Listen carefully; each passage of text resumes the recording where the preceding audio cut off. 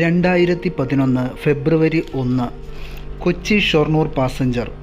ഓടിക്കൊണ്ടിരിക്കുന്ന ആ ട്രെയിനിലെ ലേഡീസ് കമ്പാർട്ട്മെൻറ്റിൽ വെച്ച് സൗമ്യ എന്ന 23 വയസ്സുകാരിയെ മൃഗീയമായി പീഡിപ്പിക്കുന്നു. പ്രതിയുടെ പേര് ഗോവിന്ദച്ചാമി.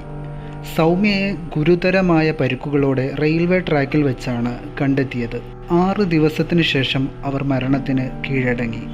കൃത്യത്തിനു ശേഷം സൗമ്യയുടെ മൊബൈൽ ഫോൺ പോലും അപഹരിച്ചാണ് പ്രതി കടന്നുകളഞ്ഞത്. കേരള ഹൈക്കോടതി പ്രതിക്കെതിരെ വധശിക്ഷ വിധിച്ചു. എന്നാൽ സുപ്രീം കോടതിയിൽ അപ്പീലിന് പോയ പ്രതിക്ക് പരമോന്നത നീതിപീഠം ശിക്ഷയിൽ ഇളവ് നൽകുകയായിരുന്നു. വധശിക്ഷയ്ക്ക് തക്കതായ തെളിവുകൾ ഹാജരാക്കാൻ പ്രോസിക്യൂഷന് സാധിച്ചില്ലത്രേ.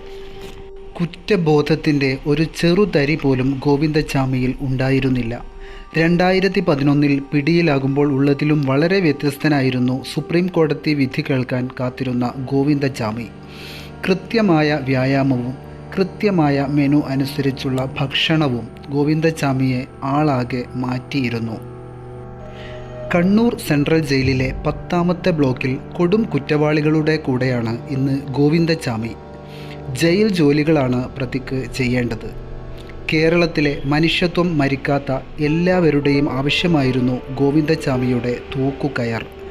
ഇങ്ങനെ ശിക്ഷയിൽ ഇളവുകൾ വരുമ്പോൾ അത് പുതിയ ഗോവിന്ദച്ചാമിമാർക്ക് പ്രചോദനമാവുക തന്നെ ചെയ്യും. ശിക്ഷകൾ കഠിനമുള്ളതാവട്ടെ. ഇനി ഗോവിന്ദച്ചാമിമാർ ഉണ്ടാവാതിരിക്കട്ടെ.